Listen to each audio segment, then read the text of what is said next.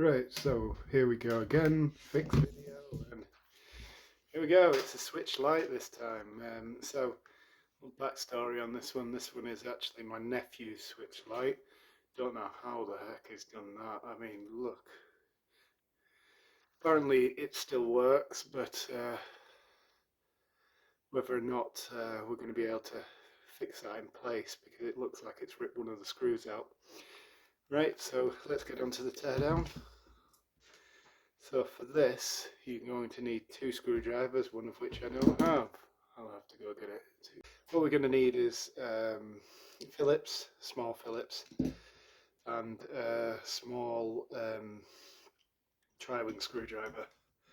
So the Phillips screws are at the top and the bottom, the tri-wings are on the back. 4 screws of each, 4 Phillips, 4 tri-wings. Okay, there we go. Man, these screws are tiny. They're actually smaller than this Phillips screwdriver, which I have never met a screw that this could not deal with. A mini screw that this could not deal with.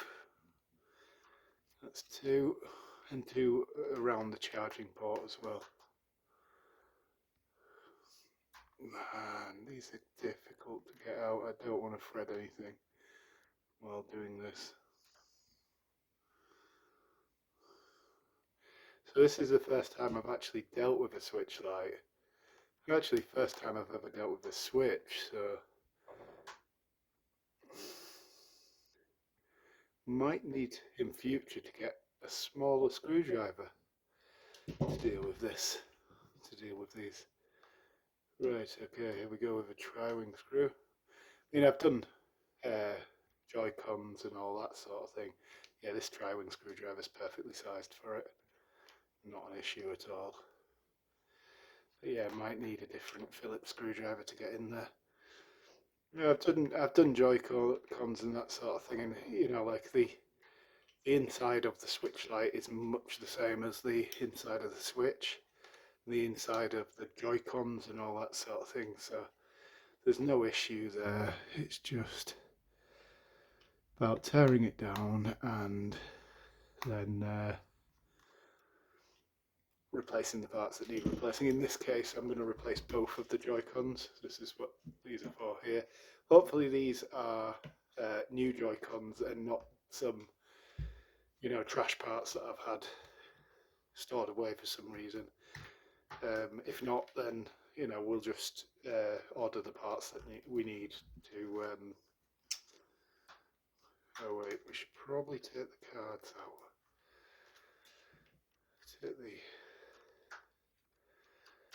Take these cards out before removing the case, because likelihood is it will get stopped. It will get caught. Maybe power off as well. Again, not taking the battery out, so shouldn't be too much of an issue. Okay, so how does the top of this case come off? Looks like you need to... oh no, you don't need to lift it over. The piece isn't connected to the back plastic, so here we are.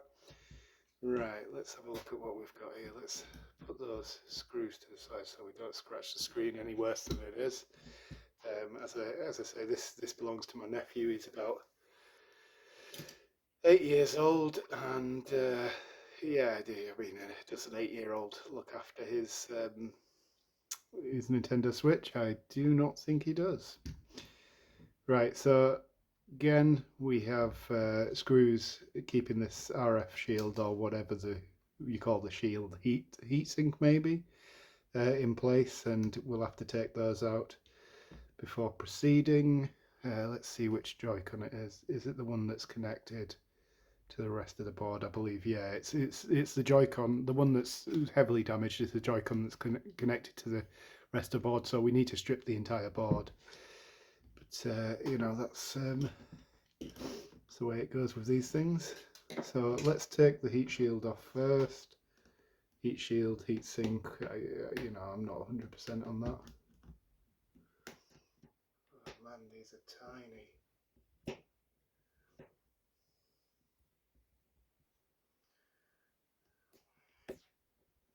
Well, you know why they're tiny as well. I mean, it's an absolutely miniature machine, isn't it? You know, like, and if you're making a miniature machine, you need miniature parts for it.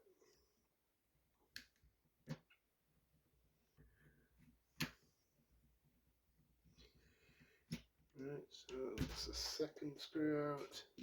Let's have a look at the casing, see if there's anything else that... Right, so those are the power buttons. Let's try not to damage anything, don't want to have to replace anything, especially when you're doing a job for free. There's another screw there. Yeah, because family never pays, you know. That's the way it is. It's not that, you know, like family never pays, it's that I never charge them. So.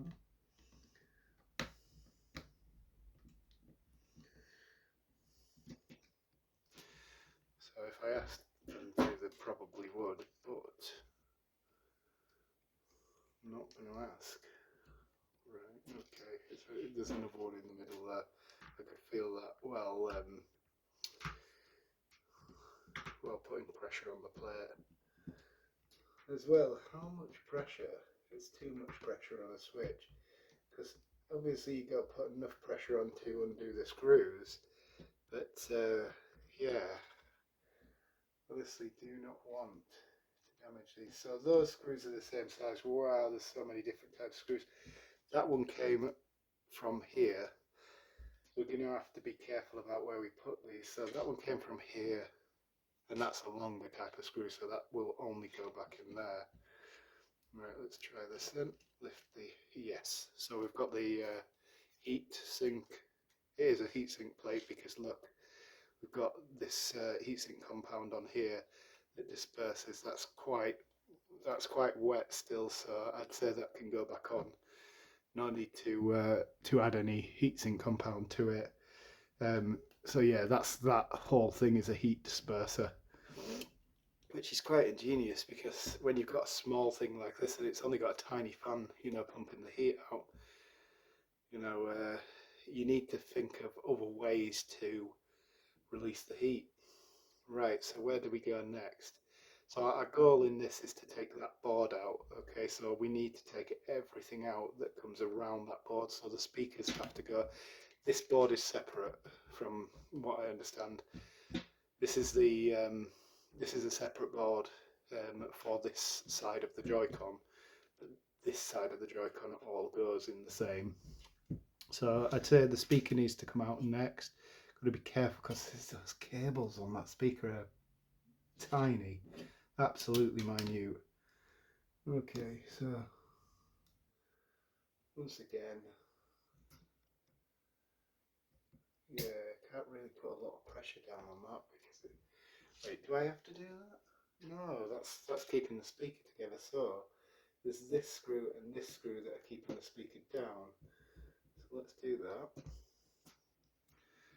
Let's put speaker screws to one side. They look like the same as these screws, maybe a bit smaller. Right, okay.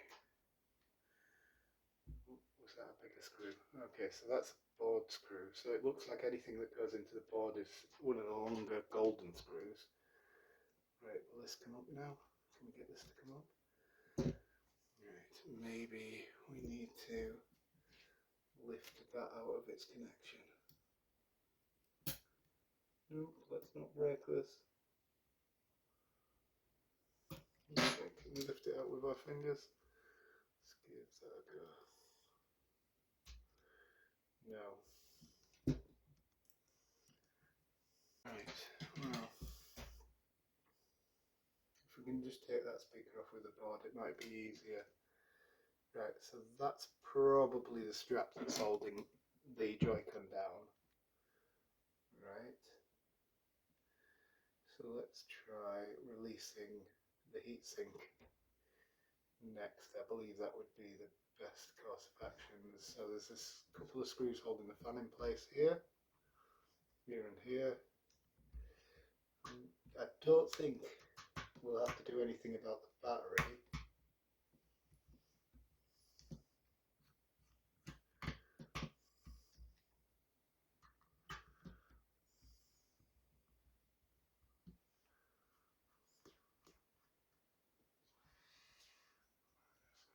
So what I'm going to do, just to make sure that we don't have it turn on again, is I'm going to pull the power cable out. Okay, if I can see how this works. Do with a spudger really. Right, so pull that out, and then the power cable's under there, right here, and that should just come out over the top.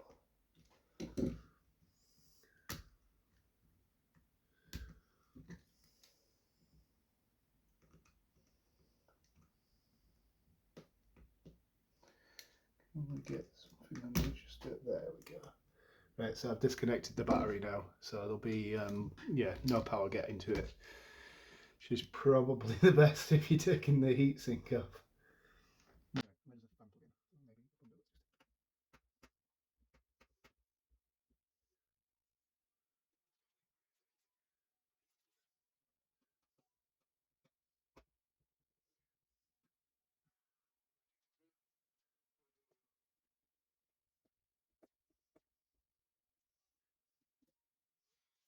there we go.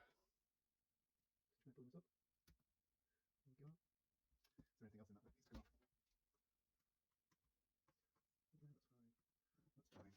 That's fine. Can the fan and the heatsink be separated? I think so. There we go. Fan and the heatsink can be separated. Excellent. Heatsink away. So that's going to be the processor there. I might just wipe that thermal compound off, depending on how wet it is. It seems alright, actually. Might just add a spot more thermal compound to that. Ah, there we go. That's why the fan wasn't coming with it. There's another fan screw.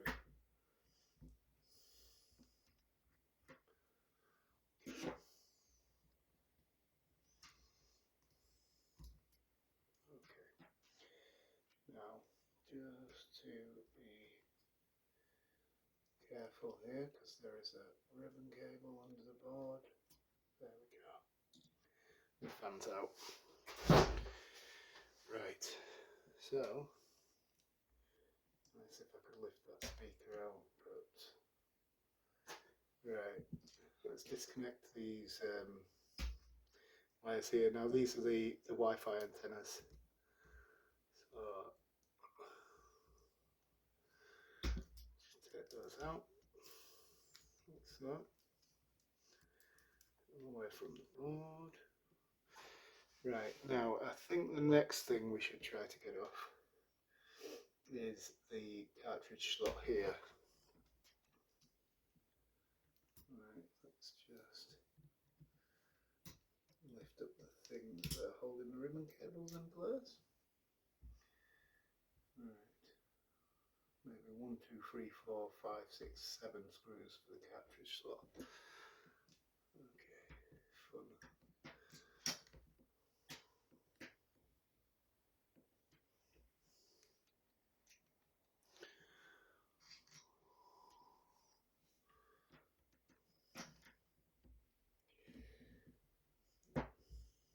It's always hardest to do the job the first time, you know, like when I come to do this a second time, it's been much easier to strip one of these down.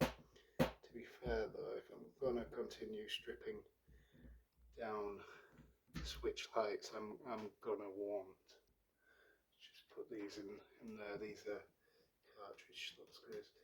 Yeah, if I'm going to want better, you know, a more nimble screwdriver than this one, which is weird because this usually deals with everything. Another cartridge slot screw. Right. What is that thing there? Oh, it's the audio part. That ties into the cartridge slot. That's interesting.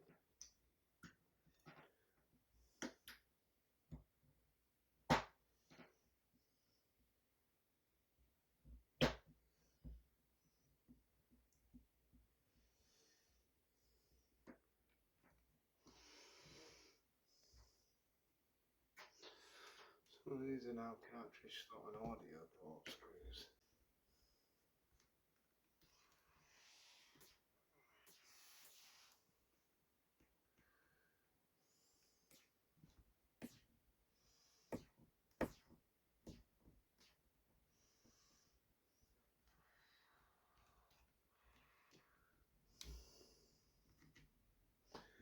I don't think I'm ever going to complain about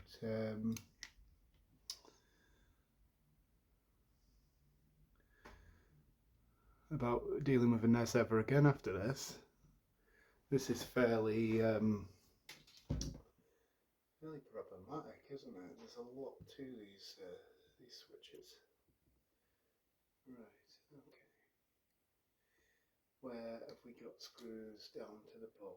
So I'm guessing this board stops here. So we're probably going to have to undo these two screws around the charging port. Screw here, a couple of screws here and a screw here. I think that should be good. Well, I'd hope that should be good. Okay. Let's try without the charging port screws, taking them out because they may not be fastened down to the case. Let's try with the screws that look like they are fastened down to the board.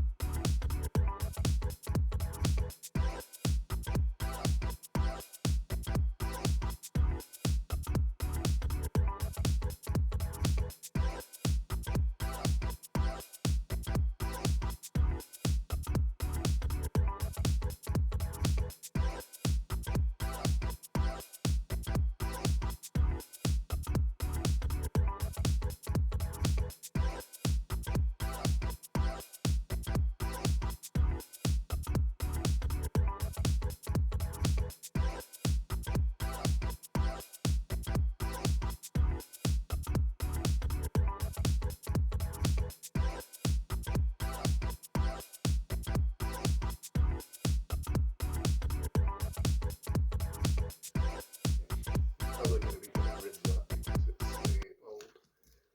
And there we have it, the board. Ah, brilliant. Okay, so that's the board to the Switch, and we're left with the shell. So what I was saying brilliant about there is the reason this is off to one side is because it's snapped the plastic bit in it. So that means that all I need to do is unscrew the screw, and then the new one will fit in there. You know, which is excellent because it means that the post hasn't snapped, the post hasn't broken. Okay, so this is the only part we needed to get into.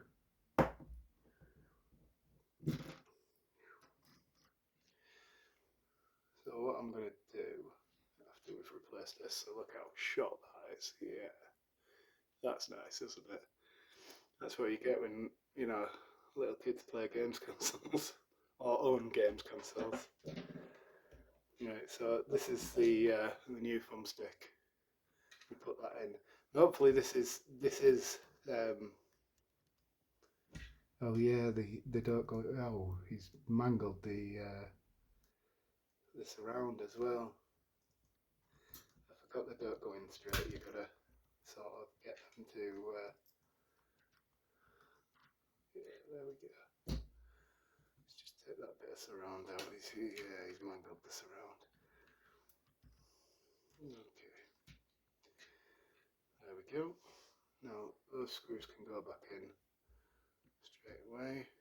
So what I'm going to do is I'm going to put it together well enough to test it, because I don't need to take the board back out to do this section, to do the other one, which is fine. So we get these screws back in, get the board back in, all the connectors connected back up. We'll turn it on, and then we'll test the stick, because these could be sticks that I've used, that I've taken out of other machines.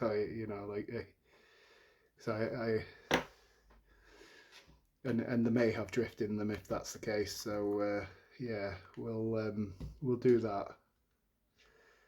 See if we can get it to work properly. And I can always take the board back out and sort it out thereafter if it's.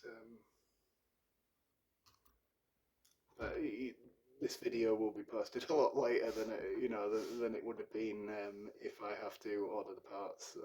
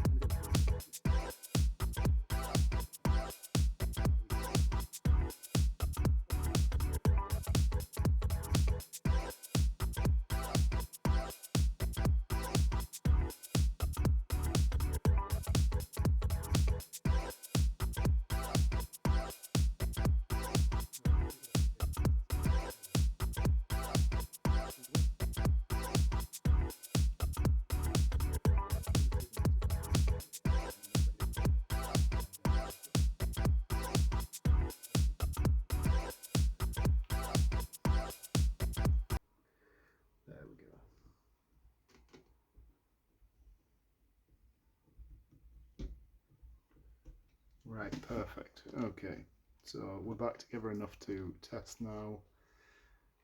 I'm just gonna turn it on. The power button is the first one, isn't it? There we go, it's on. Well, it's feeling good at least.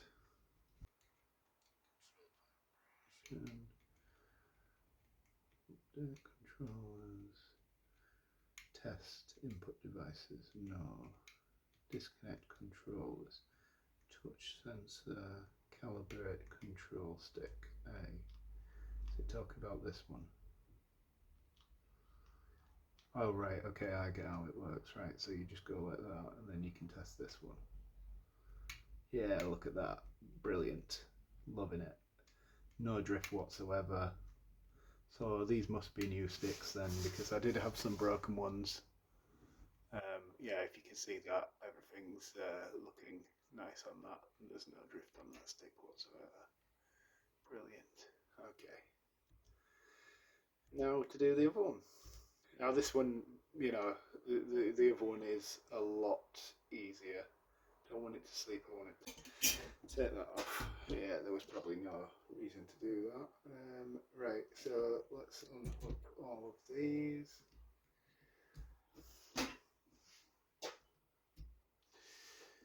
Right, so I'm just going to maneuver the power buttons out of there, like that. Get this out of there, like that. What is this here?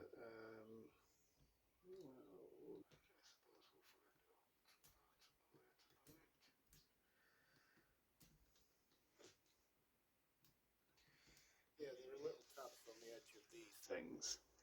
Okay, so there are little tabs on the edge of these things, and you can just unhook them via those tabs. So that's fine. Okay, so again, same configuration with the speaker. We've got a few more board screws on this one. One more board screw just to hold it in place. And you've got this trigger here that needs to come out. There's no particular way around to do this. You just sort of get on with it.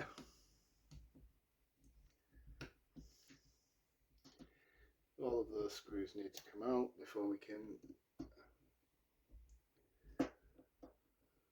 get on to getting to the part that we need to remove.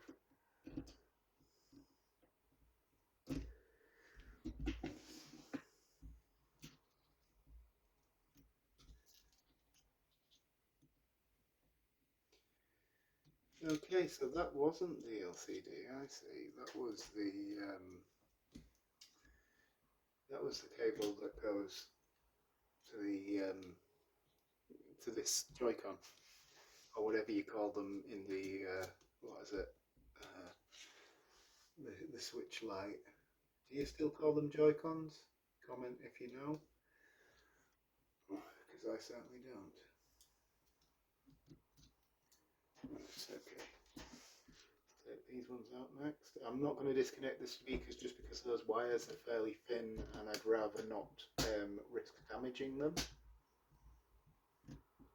I just think it's, you know, it's more risk than it's worth trying to disconnect every last little thing. And I don't really need to. I can just take the board out without removing them, and then just slot it back in when it, you know, when we.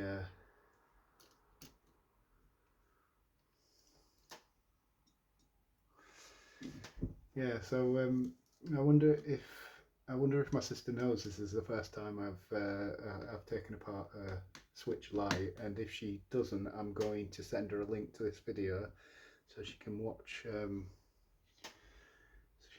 me taking it apart.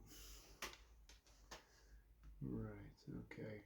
And yeah, she can then realise that her son's Switch Lite was actually just a tester for me to try taking it apart. Okay. Two more screws to get off here.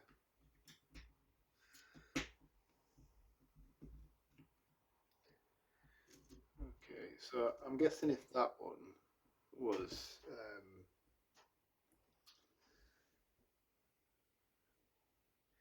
right, I'm guessing if that one was working, then this one's going to work as well. Well, you would hope, wouldn't you? I'm just going to put a bit more support on the case there because this last screw seems to be bending the case.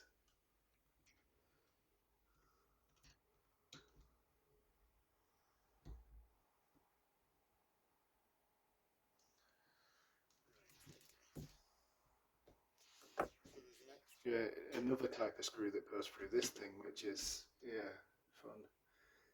Which is a longer silver screw. So other than the golden screws, but those longer silver screws go into these bigger holes here and here with the bigger ground plane on them.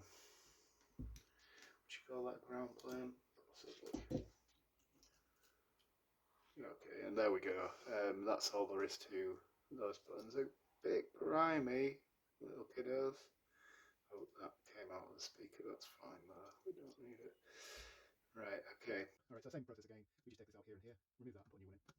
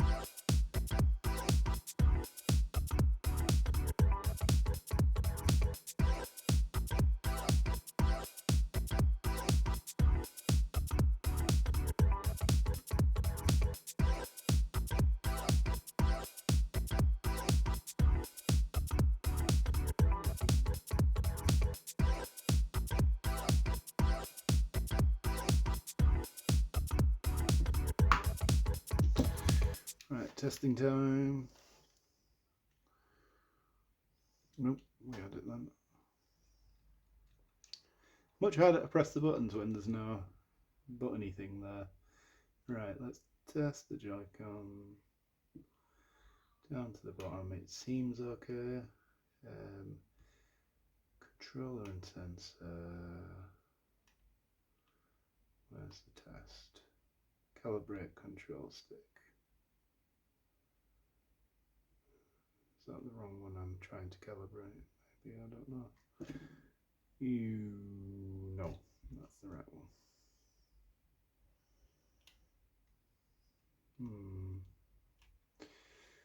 Okay, what is going on here?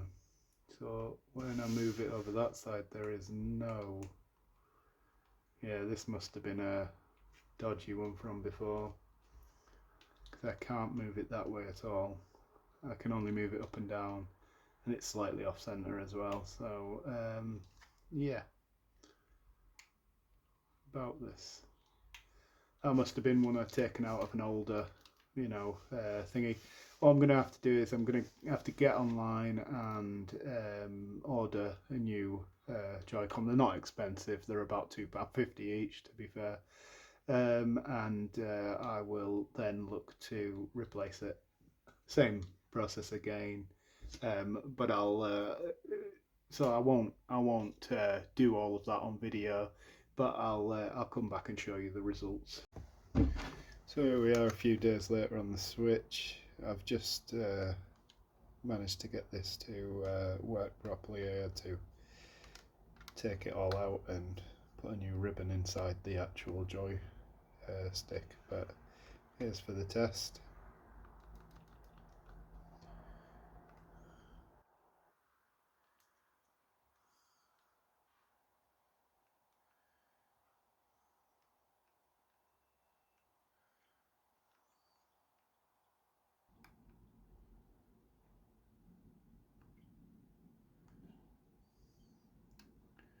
There we are, perfectly centered, not drifting at all, moving in all directions. Brilliant. So yeah, that's the replacement of both sticks. I think this top one is much easier to access. This requires you to remove the entire board, so yeah, perfect.